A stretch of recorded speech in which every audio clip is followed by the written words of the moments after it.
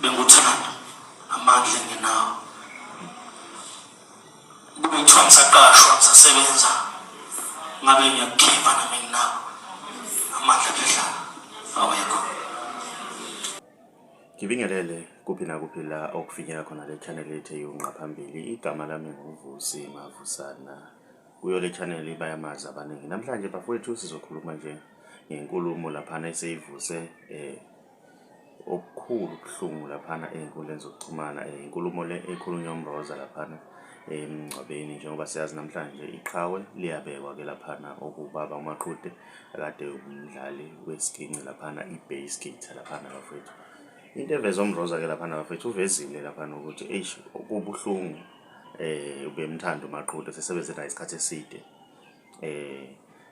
kodwa manje akakwazi ukumhlonipha ngendlela. Besimo sokuthi bafowethu akanayo imali, akasaqashwa njengakuqala.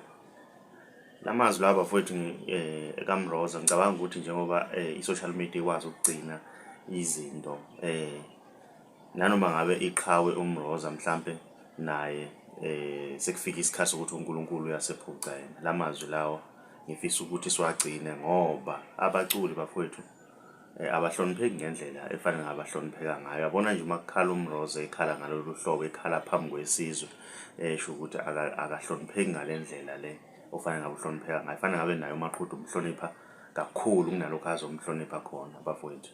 Into ebuhlungu kakhulu-ke le nkulumo kaMroza ngizoyifaka nangasekugcineni la bafowethu nizwe ukuthi ivithini lensizwa bafowethu ikhala ey'nyembezi, uhluleke ngisho ukuyibamba bafowethu uMroza.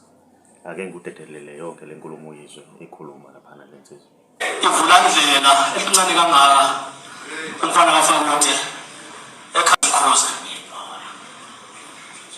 Sihlangene lapha ngokulimala kababa Khabazela.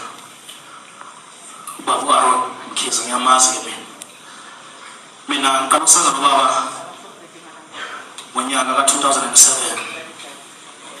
Ngifika esitudio kubhuti uThuthane bangikhulisa nangakabi khona ibhola.